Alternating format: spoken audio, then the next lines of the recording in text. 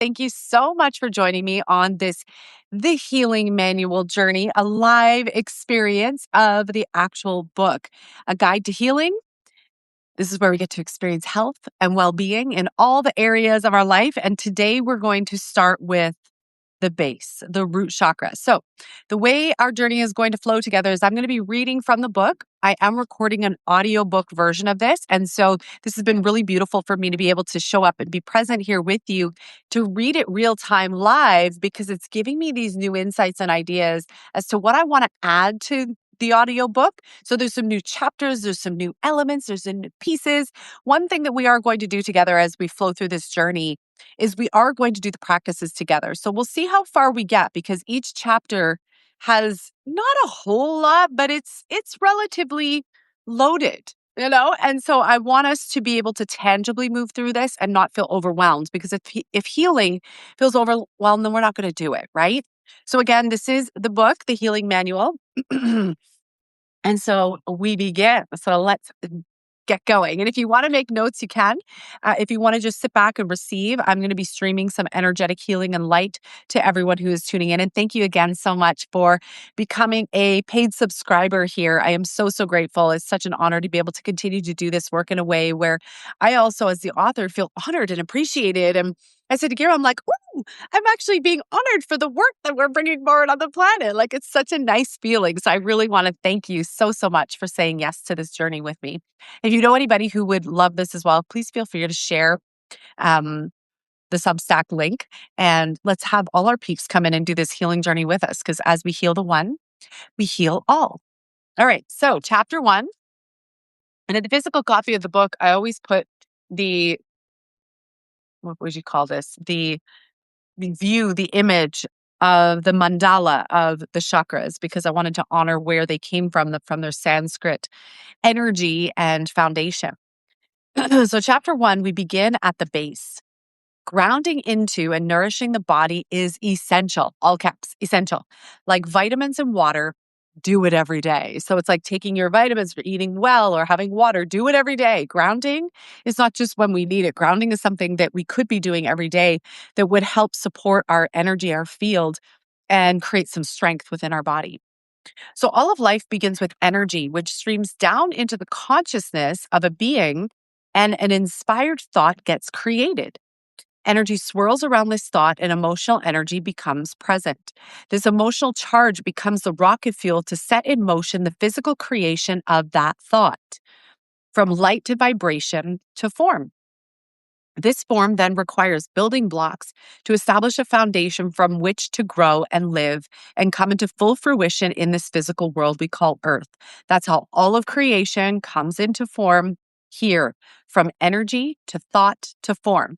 Now, some of you I know are in our advanced energy healing certification, and I shared this just the other day about how when we focus on energy, we start out as light. That light then has this vibration. That vibration turns into a hertz frequency, and then that frequency turns into sound, and then that sound turns into form. So here I'm breaking it down into the 3 parts of energy, thought, and then form. Or you can go energy or light, frequency, and then form.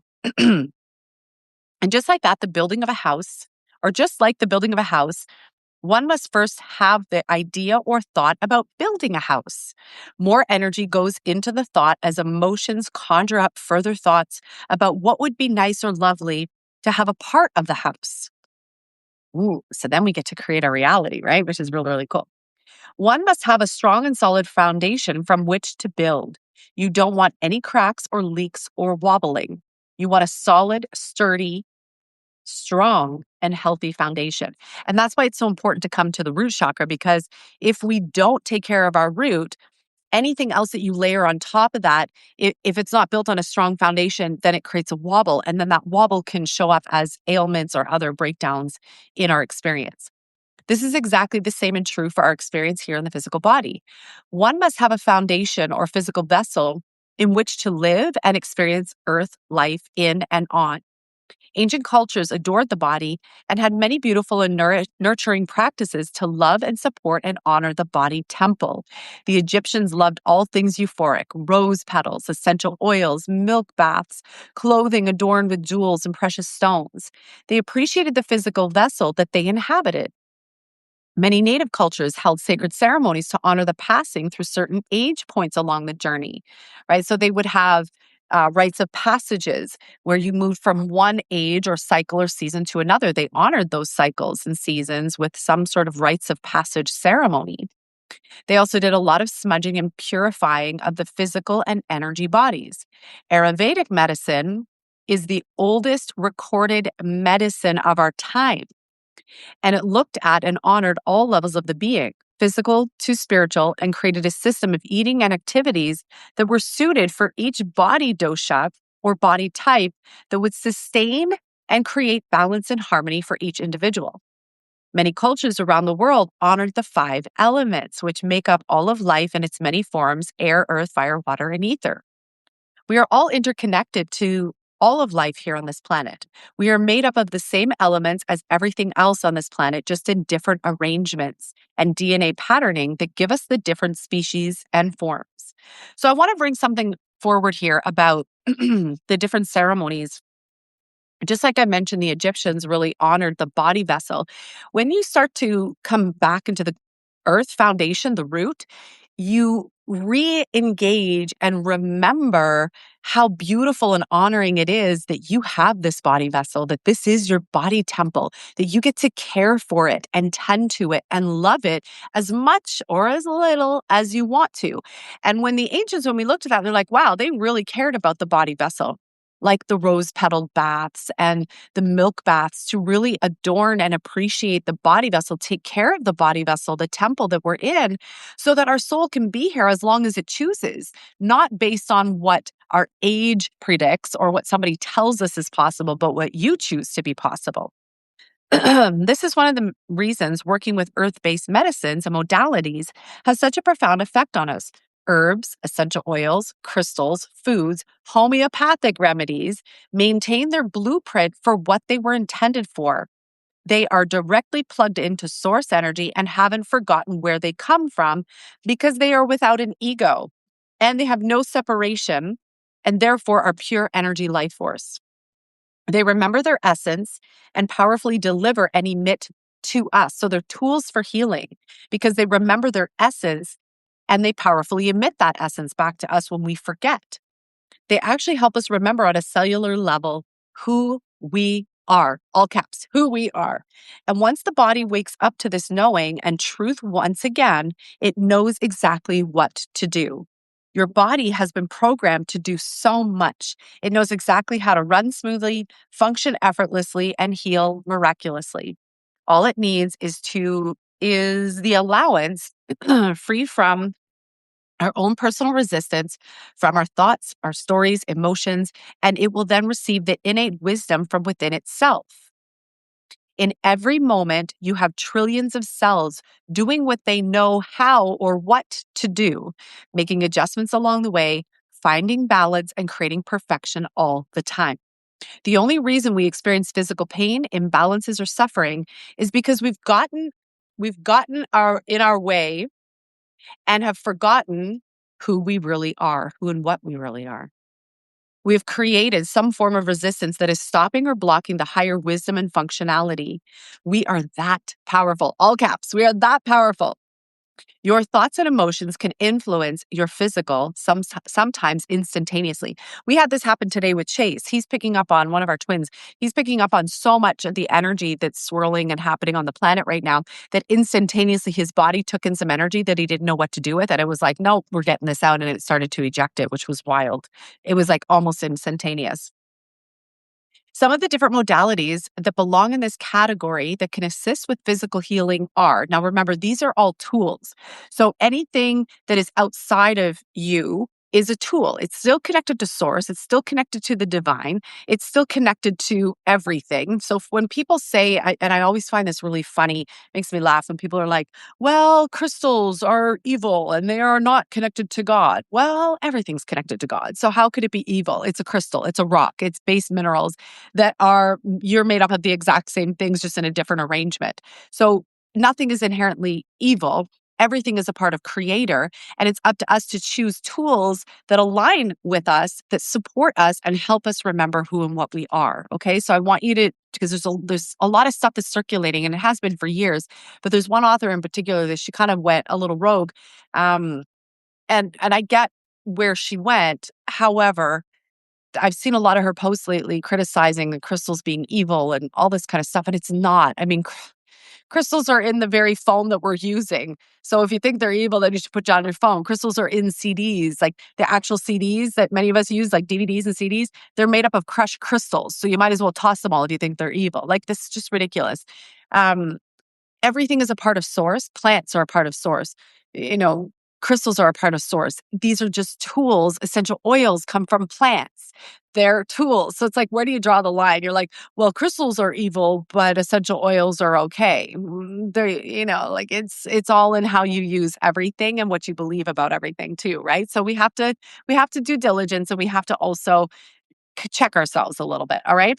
So plant-based medicines and herbs like herbology are great for grounding. Crystals and healing with crystals. So more grounding crystals, anything that's more see-through, like quartz, are really great for the upper chakras, like elevation. Any crystals that are like jasper or they're more solid, like granite. I always found that when I would meditate out in nature, I would always find the granite rocks in Northern Ontario, and that's where I would sit and meditate, because that's where I felt the most grounded. If I wanted to create more of an elevation, like, third eye or crown chakra, I would go maybe amethyst or quartz crystal or something like that. Um, Onyx, black onyx is a great one. Any of the darker stones that are solid, not see-through, just as a general rule of thumb, are really great for grounding. Okay.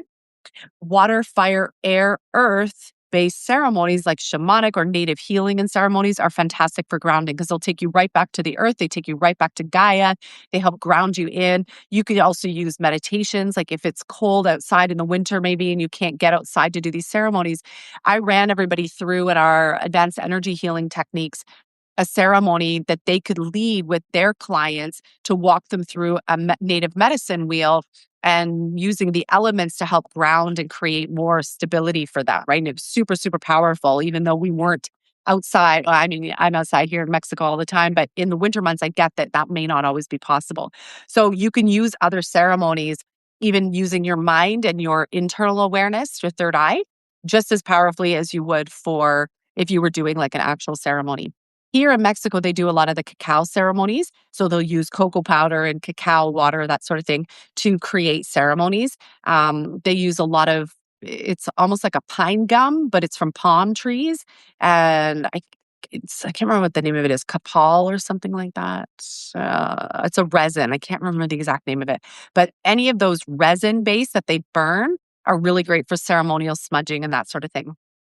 Essential oils and aromatherapy, especially if you learn about aromatherapy oils. And I studied to become an aromatherapist, and it was a very intensive experience. Our exam, we had two exams, a practicum and then a 5-hour written exam. And I had to know everything about every essential oil in the Bible of essential oils.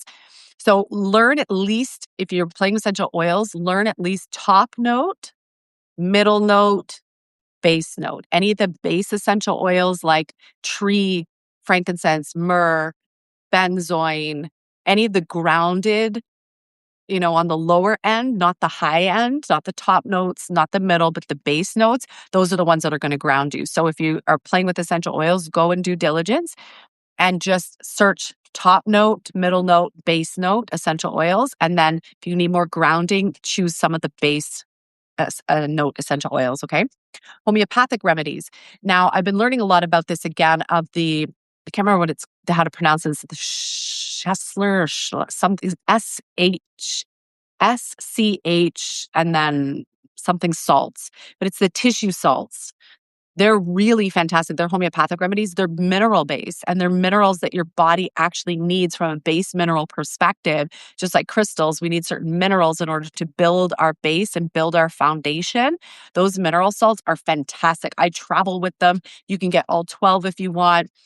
You can't take too many, you can't take too little. Like they're amazing. So check out tissue salts because of the minerals. They're really fantastic for grounding and just rebuilding your body vessel, your teeth, your bones, your structure. Bach flower remedies as well, or other flower essences, because they come from the earth. So they carry that essence of grounding and helping you stabilize. Nutritional healing, or healing with foods and basic nutrients. So nutritional counseling. So any root foods like root vegetables, potatoes, grounded, earthy, carrots, squash, things that are like in the earth or grow in the earth, roots, any root vegetables like beets, same thing, super, super good, especially beets. That's like one of the best for grounding. Ancient food sources. I recently discovered Peruvian herbs and plants like maca, camu camu, purple maize, chia seeds, amazing plants that realign you on all levels of being. Massage, body work, energy work, reflexology, any of the body modalities are fantastic for grounding because they get you back into your body. They really align you, your meridians, your chakras, your body feels good. You're like, oh, I feel held, I feel cared for. Like those are fantastic for helping with grounding and getting back into the root chakra, building that foundation. Any grounding based meditation. So anything that's like bringing your awareness and bringing it in, bring it down. Ground down into the earth, ground down into your foundation. Those are fantastic for creating more of a root experience and grounding you. Last ones on here, I believe, are yoga, qigong, and tai chi. Okay, yoga, qigong, and tai chi, because again, it's bringing you back into your body. You're feeling your body, you're moving with your body, and especially when you ground, tree pose is amazing for that because you're purposely grounding down into the earth, seeing your roots grounding down into the earth. That's going to help with building a stronger foundation. There's some testimonial stories in here, which maybe I'll read next time, but I want to finish this last little piece for you and give you a practice to do, okay? So I'm going to jump around a little bit because I want to give you a practice and have you go do that work for grounding. Just like a plant that requires clean water and nutrients, feed your body what it needs and what serves it best on all levels, physically, mentally, emotionally, and spiritually. And it will create for you the most beautiful, loving, and harmonious form. As much as we are spiritual beings or energy, we are here in a condensed body of matter or physical suit. And it is up to us to take the suit we arrived in or not, take care of it. Sorry, to take care of it or not. Why not allow the physical helpers help assist in us achieving and maintaining perfect physical health and well-being? Why not give the body everything it needs to function properly? It makes doing the other work, so I'd say our soul work, much easier when our physical body feels strong and stabilized. I'm sure we've all noticed what happens if we ignore or negate or neglect the physical. Certain imbalances begin to show up, and our physical doesn't function at its perfect optimum form. However, with a little tender, loving care and attention, we can get our body in mint condition and tip top shape so that we can have a full and wonderful experience while we're here. And while you're here in a physical body, why not experience some of the nourishing and pampering modalities? Like, let's care for ourselves. A loving, nourishing touch from another is like melting butter. It soothes, relaxes, and allows us to let go for a moment in time and just rest. This rest allows for so much healing and rebalancing to occur. Remember, your physical body likes a little love, positive attention too. Just like a newborn baby, the body requires physical touch in order to grow and to be healthy.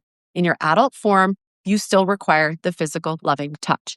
So your homework, soul work, okay, for this part of the root chakra. So we're probably going to do 2 or 3 because there's some other stuff in here, but I want to give you bite-sized pieces. Some of my favorite physical modalities are this: body work like massage, reflexology, lymphatic drainage, or shiatsu.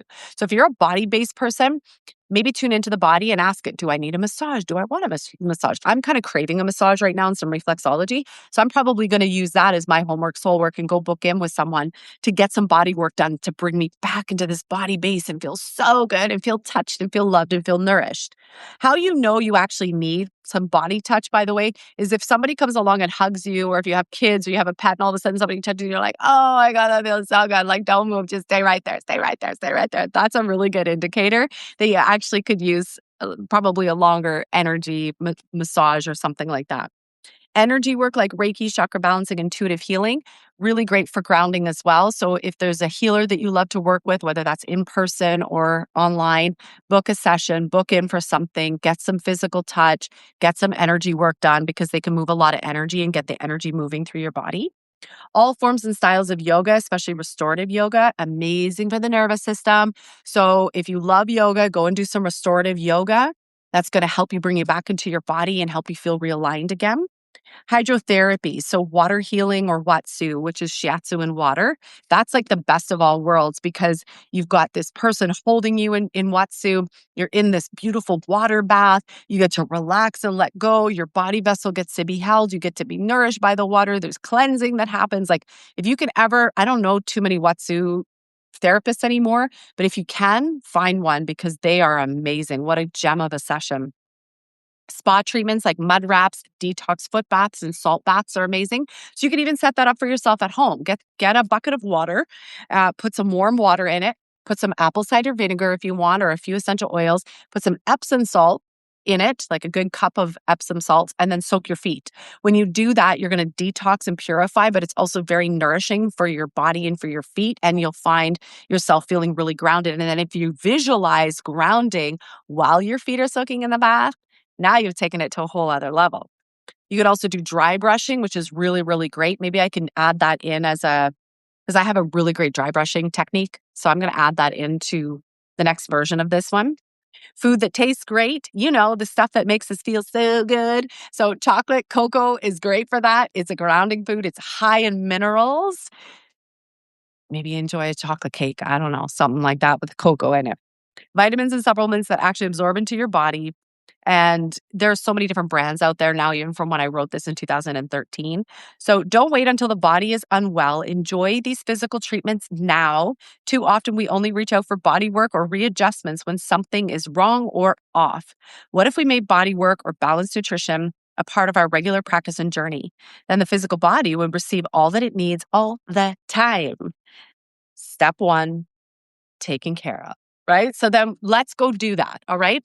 Let's choose, as my battery has got 10% left here, let's choose to, out of this list that I just read off, pick one and go do that this week. I'm not saying you have to do something every day unless you choose to, but pick one off the list and go do that this week. Give yourself and your body some extra love, some extra care. Give back to your body temple. Honor your body temple. Give it some love, especially as we're on the heels of Valentine's Day. Give it some love. And then report back. Let me know how you feel. And go with the intention of as I'm receiving, I'm grounding. As I'm receiving, I'm grounding. And we're going to continue this grounding step one, root chakra conversation next week. Okay. Thank you so much for being here. We'll see you soon. Bye.